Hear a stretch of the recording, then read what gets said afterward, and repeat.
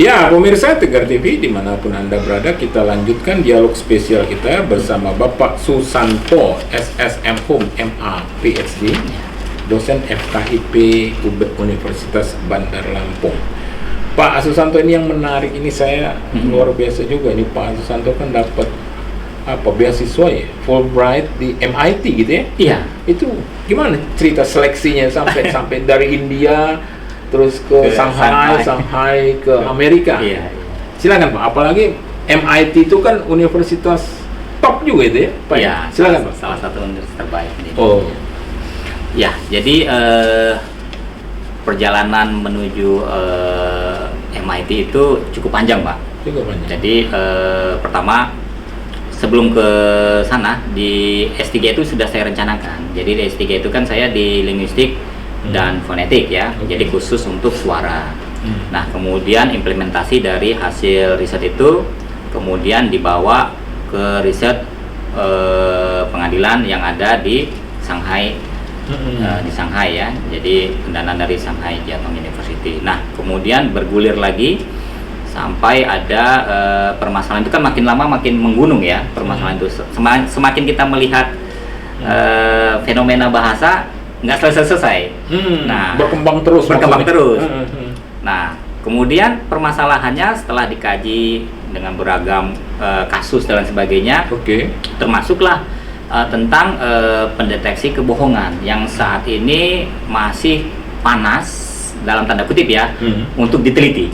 Jadi hot ya, hot issue karena terus berkembang dan permasalahannya juga semakin kompleks. Nah, untuk yang penelitian yang saya usulkan dengan mendapatkan pendanaan dari Fulbright, itu kita lihat Amerika itu kan alatnya canggih-canggih Pak ya, canggih-canggih. Dan dalam salah satu kajian literatur saya ada namanya fMRI. Nah, untuk melihat aktivitas ya, melihat aktivitas apa sih yang terjadi dalam otak.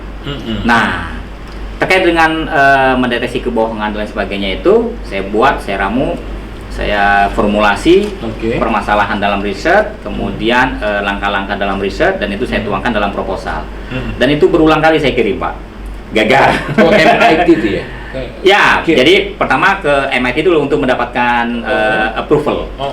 Jadi ke berbagai universitas. Ada saya kirim ke Harvard, saya kirim ke Stanford, bahkan saya kirim ke Departemen Kepolisian yang ada di sana. Dan Kepolisian Amerika. Kemudian ke MIT salah satunya. Alhamdulillah direspon dengan baik. Di MIT, salah satu profesor di sana merespon dengan baik dan kami berkomunikasi melalui email dan sebagainya, dan alhamdulillah mendapat lampu hijau ya, dia memberikan approval. Nah, approval ini menjadi modal bagi saya untuk melanjutkannya ke pendanaan Fulbright. Ya, Fulbright dan sebagainya. Dan di Fulbright sendiri seleksinya sangat ketat. Gitu ya. Sangat ketat. Saya teringat itu dalam wawancara ya, itu hampir 1 jam wawancara itu. Ditanya apa sih signifikannya tentang penelitian Anda begitu ya. Dan yang wawancara itu langsung orang Amerika. Kemudian ada 2 orang ya dari Indonesia. Sebagai pengujinya. Nah, dalam beragam pertanyaan itu saya berusaha meyakinkan bahwasanya dalam jangka panjang ini akan sangat dibutuhkan. Bahkan saat ini juga kita rasakan bahwasanya ada kekosongan dalam hal penegakan hukum, dan salah satunya aspek pendeteksi kebohongan ini. Dan apabila ini bisa diinisiasi dengan menggunakan alat yang begitu canggih di MIT, ini akan memberi kontribusi yang cukup besar bagi peradaban manusia ya, khususnya dalam hal penegakan hukum.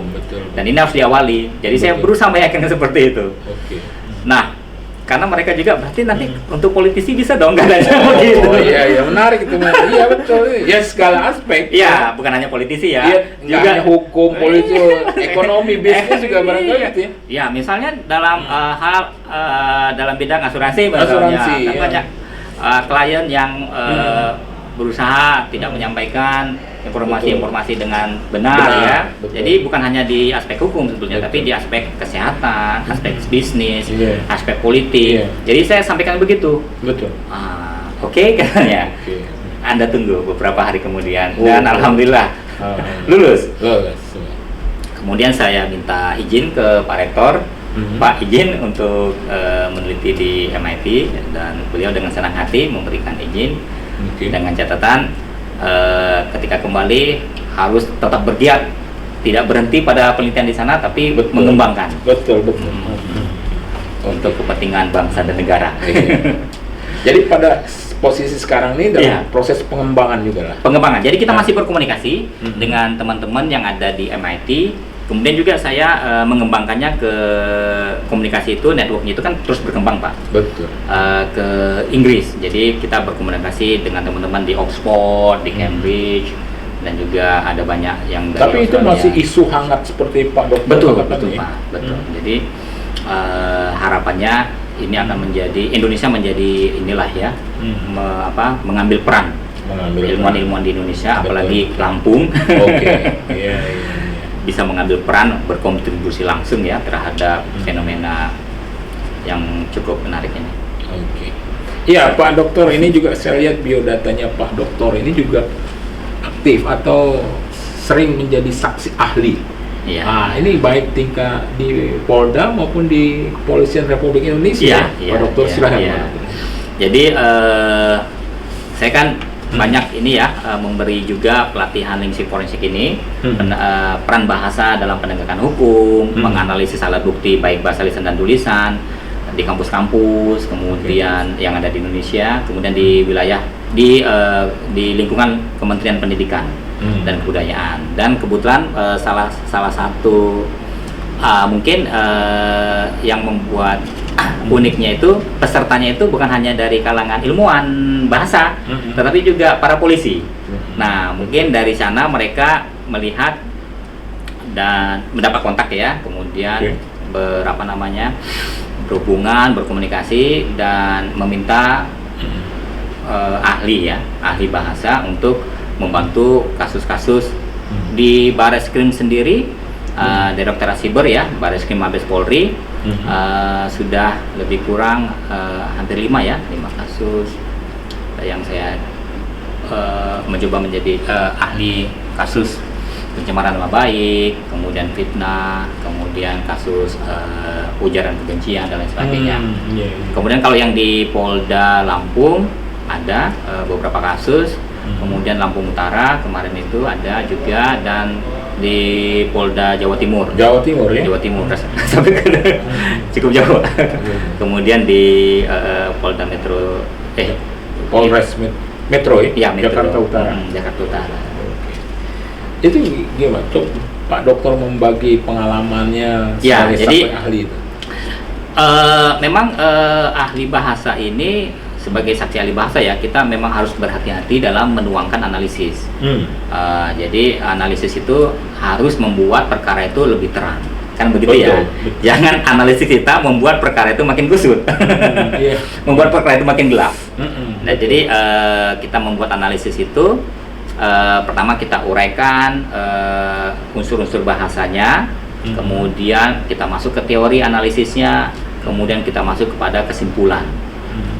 Apakah benar ini ada unsur-unsur misalnya pencemaran nama baik, ada unsur-unsur ujaran kebencian, ada unsur-unsur fitnah dan lain sebagainya, dan itu berawal dari kajian penerapan teori. Jadi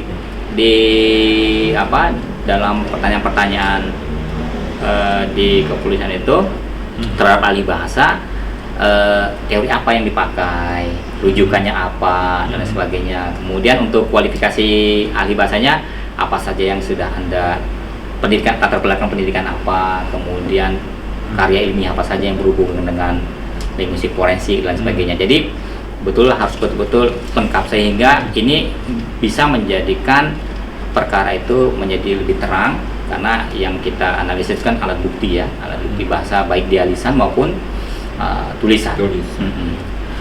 Kalau menurut Pak Dokter lah, baik di tingkat nasional Indonesia atau khususnya Lampung sendiri, terhadap peran linguistik dalam menangani kasus-kasus hukum itu, apa yang harus dilakukan lagi gitu, supaya membantu kasus hukum terkait linguistik ini? Ya, mungkin dari segi pencegahan ya.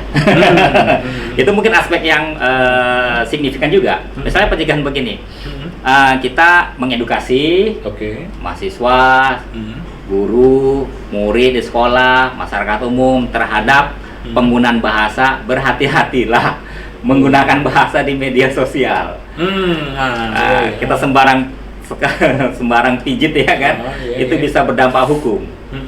Jadi menggunakan bahasa dengan sopan, menggunakan bahasa dengan santun, dan menghargai, memilih kata-kata itu dengan cermat ya, sehingga tidak melukai, tidak membuat orang tersinggung, menghindari fitnah. Kemudian apalagi yang share, membagi, meneruskan pesan-pesan, karena meneruskan pesan itu juga bisa kena deliknya ya. Ada undang-undang IT itu ya. Iya. Karena dia meneruskan pesan itu kan. Nah, jadi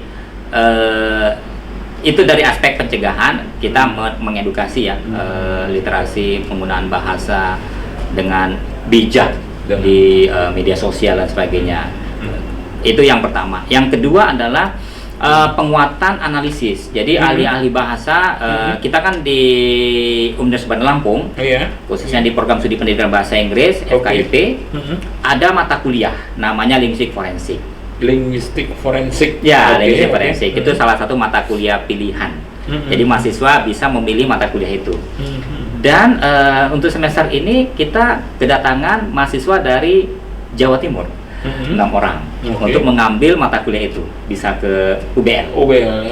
Jadi kita itu apa? Merdeka Belajar. Iya betul, dimungkinkan. Jadi sangat baik sekali.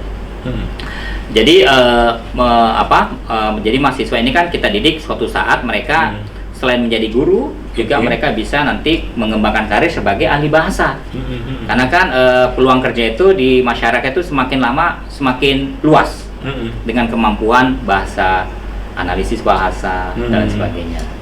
Jadi diperkenalkan teori-teori terkini, kemudian metode analisisnya, kemudian bagaimana saya mengajarkan juga penggunaan teknologi terhadap analisis bahasa, yang dalam melakukan analisis bahasa. Karena ini ada juga tantangan kita saat ini di era digitalnya adalah big data, data besar. Jadi seandainya data itu mungkin kalau 2 kalimat sih oke ya. Gimana kalau 2000 kalimat?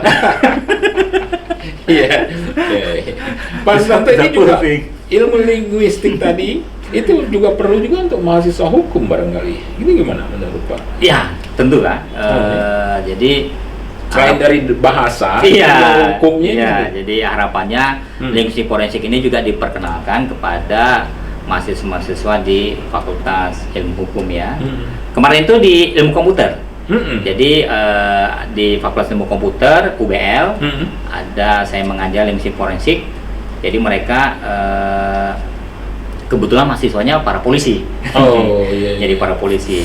Jadi kita berangkat dari studi kasus, kemudian saya memperkenalkan teknologi analisis suara dengan menggunakan perangkat lunak dan sebagainya untuk mereka. Jadi itu gabungan teknologi juga, hukumnya juga, linguistiknya gitu ya. Karena kalau kita menyampaikan analisis hanya sebatas subjektif, ya kan, itu bisa problem ya, bisa jadi masalah. Jadi harus terukur dia analisisnya. Oke, menarik ini Pak Dokter. Kita lanjutkan pada sesi berikutnya ya, Pak Dokter ya. Pemirsa Tegar TV dimanapun Anda berada, dialog spesial kita bersama Pak Susanto, SSM Hum, MA, PhD. Ini gelarnya banyak nih Pak Susanto. Kita akan lanjutkan pada sesi berikutnya. Jangan kemana-mana pemirsa, tetap di Tegar TV.